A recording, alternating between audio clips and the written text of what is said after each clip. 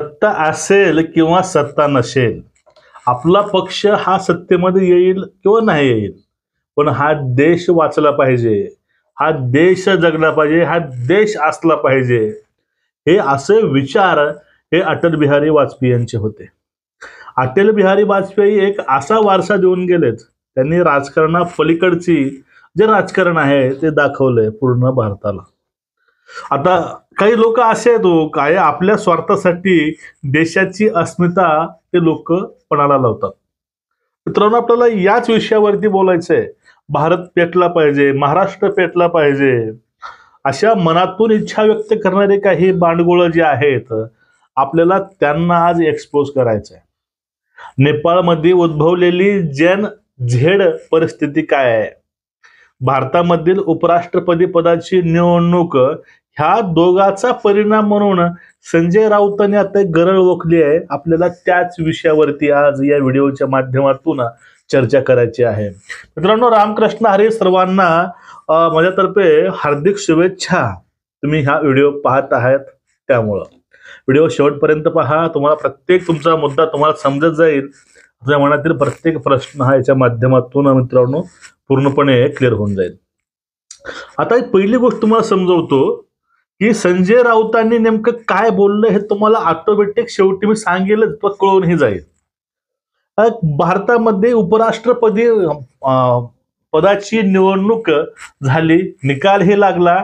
त्यामध्ये भाजपचे CP राधाकृष्णन हे विजयी झाले. त्यामध्ये त्यांना 452 त्यांना वोट मिळाले आणि इंडिया आघाडीचे बी सुदर्शन रेड्डी यांना 300 मिळाले. जयराम रमेश यांनी सांगितलं होते की आमच्या इंडिया आघाडीचे 315 मतं आहेत, पण यांना मिळाले किती, यांना 300 मिळाले. म्हणजे 15 लोक सुद्धा यांच्या पाठीमागे आले नाही. ते 15 लोक फुटून त्यांनी वोट हे भाजपला केले. म्हणजे काँग्रेसमधीलच काही लोक आहेत त्यांना वाटतं की खरंच विचारसरणी ही मोदींची चांगली आहे आणि जे काही NDA सरकार आहे यांची विचारसरणी चांगली आहे आणि त्यांचा जो उमेदवार आहे तो उमेदवार योग्य आहे. त्यातून हेच स्पष्ट होतंय. आणि त्यामध्ये जर कुणाकडे असेल बोट तर उद्धव ठाकरे गट आणि शरद पवार ह्या 2 गटातील लोकांनी गद्दारी केली असंही या ठिकाणी बोललं जात आहे. आता या ठिकाणी महत्वाचा मुद्दा कसा आहे की एरवी हे लोक EM मशीनवर बोट दाखवतात, इलेक्शन पद्धती ही बॅलेटवरती राहावी असं यांचं मत आहे. आणि वोट चोरी झाली, काय काय अनेक बारा भानगडी हे लोक लावतात आणि बॅलेटवर निवडणुका घ्या म्हणून बोंबलणारे ज्या लोकांनी निवडून दिलंय त्या लोकांनी यांना वोट केले नाही. म्हणजे खासदार लोक जनतेमधून ते खासदार म्हणले आणि त्याच खासदारांनी यांच्या उमेदवाराला नाकारलं, तर जनता यांना नाकारणार नाही हे कशावरून, यामुळेच हे संजय नावाचा राऊत पिसाळला जातो. आता ह्या सगळ्यामध्ये 15 लोक फुटले, आपल्यासोबत हे 15 लोक आहेत. आता हे जास्त लोकांचा रोग इकडेच आहे, पण आपल्यासोबत आपलं हे पूर्ण मत इथं राहू शकत नाहीत. आपले हे काही मोदीचे फॅन निघालेत. मग यावरून जे काही राऊतांनी मुक्ताफळे उधळलेत, त्यांनी सांगितले की त्यांनी एक ट्विट केलंय, नेपाळ टुडे, ये स्थिति किसी भी देश में पैदा हो सकती है, सावधान, भारत माता की जय, वंदे मातरम. त्यांनी हे 4 ओळी लिहिलेले आहेत आणि या 4 ओळीच्या खाली त्यांनी @BJP फॉर इंडिया आणि नरेंद्र मोदी हे 2 खाली टॅग लावलेले आहेत. म्हणजे यांना हा जो इशारा आहे तो इशारा द्यायचा आहे, तो म्हणजे नरेंद्र मोदीला आणि भारतामधल्या भाजप सरकारला. ही जे आता जेन झेड जे काय प्रकरण चालू नेपाळमध्ये, अशी अवस्था भारतामध्ये होऊ शकते, त्यांना असा गर्भित इशारा द्यायचा आहे. आता मित्रांनो, आपण यावर समजून घेऊया. ही जेन झेडच्या पूर्वी तुम्ही एक गोष्ट समजून घ्या, जेन झेडवरून सुद्धा अतिशय भयानक प्रयत्न ह्या लोकांनी केला होता. पहलगामच्या हल्ल्यावरून भारताच्या आर्मीवरती यांनी प्रश्न विचारले होते. पहलगाम हल्ला घडला यावरती यांचे प्रश्न होते. जे काही आपले भारतीय लोक तिथं मारले गेले, धर्म विचारून मारलं गेलं, त्या लोकांना हे पाकिस्ताननं मारलं नाही, इथल्या सरकारनं मारलंय बिहार इलेक्शनमुळं. अशा काही वावग्या ह्या लोकांनी उठवल्या होत्या, असे काही ह्या लोकांनी गैरसमज चालू केले होते आणि सरकारच्या विरोधामध्ये, आर्मीच्या विरोधामध्ये लोकांना उभं करायचे काम ह्यांनी केले होते. पण त्यानंतर इलेक्शन कमिशन चोर आहे हे एक हॅशटॅग लावून यांनी एक आंदोलन उभा केलं होतं, उभा करायचा प्रयत्न केला होता की या ठिकाणी चोऱ्या करून, या ठिकाणी म्हणजे वोटरची फिक्सिंग करून यांनी हे विजय मिळवलाय. हे सरकार काय लोकांनी निवडून दिलेलं नाही, या सरकारनं घोटाळे करून सत्तेवरती आलाय हे असे म्हणणारे हे लोक त्यांच्या विरोधामध्ये शासकीय जी आस्थापना आहे ते शासकीय संविधानिक काही संस्था आहेत, त्यामध्ये ईडी आहे, सीबीआय, इलेक्शन कमिशन आहे, यावरती यांच्या विरोधामध्ये लोकांना उभं करायचे काम याच लोकांनी केलेत. पण नशीब आहे भारताचं की यांना आता जे आपले पीएम आहे ते मोदी आहेत आणि लोकांना हे यांचा डाव कळालाय, म्हणून लोकांनी सुद्धा या ठिकाणी या लोकांना पाठिंबा दिला नाही.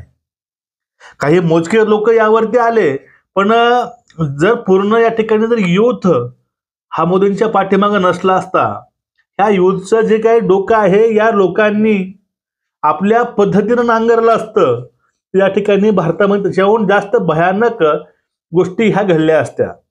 पण जे काही भारताचे संस्कार आहेत ते संस्कार अजूनही जिवंत आहेत म्हणून ह्या गोष्टी घडल्या नाहीत.